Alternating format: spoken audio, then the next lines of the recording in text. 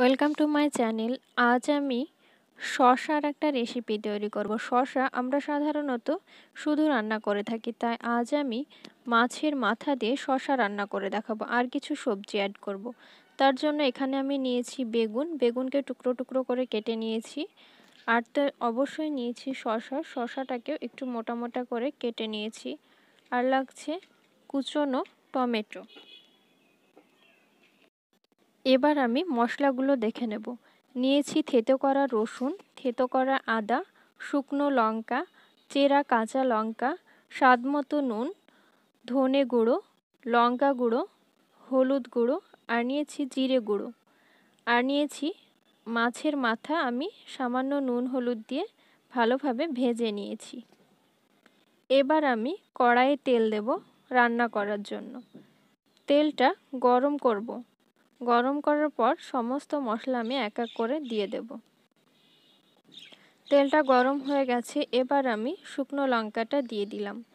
শুকনো লঙ্কাটা দেওয়ার পর আমি কুচনো টমেটোটা দিয়ে দেব।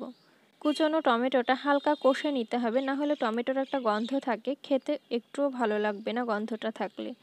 টমেটোটা প্রায় কষা হয়ে গেছে, এবার আমি থেতো করা আদাটা দিয়ে দিলাম, আর দিয়ে দেব থেতো করা রসুন। থেতো করা রসুনটাও দিয়ে দিলাম। এবার মশলাটা আমি কষে নেব। আদারও একটা গন্ধ থাকে, গন্ধটা যতক্ষণ না পর্যন্ত না যাচ্ছে ততক্ষণ পর্যন্ত আমি মশলাটা কষে নেব। গন্ধটা প্রায় চলে গেছে, এবার আমি বাকি সমস্ত মশলাগুলো দিয়ে দেব।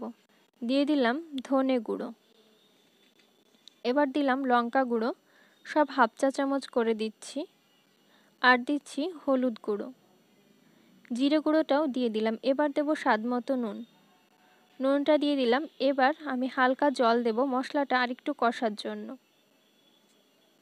জলটা দিয়ে দিলাম, মশলাটা ভালোভাবে কষে নেব। মশলাটা ভালোভাবে কষা হয়ে গেছে, এবার আমি টুকরো করে রাখা শসাগুলো দিয়ে দেব। শসা দেব, তার আগে আমি বেগুনটাও দিয়ে দিলাম। বেগুন ও শসা একসাথে দিলাম, এবার ভালোভাবে কষে নেব। ভালোভাবে কষা হয়ে গেছে, এবার আমি সেদ্ধ হওয়ার জন্য জল দিয়ে দেব। জল দেওয়া হয়ে গেল, এবার ঢাকনা দিয়ে ঢেকে দেব। যতক্ষণ না পর্যন্ত সেদ্ধ হচ্ছে ততক্ষণ পর্যন্ত আমি রান্না করে নেব। সেদ্ধ প্রায় হয়ে গেছে, এবার আমি চেরা কাঁচা লঙ্কাটা দিয়ে দেব। তার আগে দিয়ে দিলাম মাছের মাথাটা। মাছের মাথাটা দেওয়ার পর ভালোভাবে আমি ভেঙে দেব। ভালোভাবে ভেঙে দিয়ে আমি শসার সাথে মিশিয়ে দিলাম। এবার আমি চেরা কাঁচা লঙ্কাটা দিয়ে দিলাম। আবারও আমি 5 মিনিট মতো ঢাকা দিয়ে রান্না করে নেব। 5 মিনিট পরে ফিরে এলাম। রান্নাটা পুরোটাই হয়ে গেছে। তৈরি হয়ে গেল শসা দিয়ে মাছের মাথার কারি। আশা করি ভিডিওটা ভালো লাগবে। যদি ভালো লাগে লাইক করবেন, কমেন্ট বক্সে জানাবেন। আরও নতুন নতুন রেসিপি পেতে আমার চ্যানেলটিকে সাবস্ক্রাইব করবেন।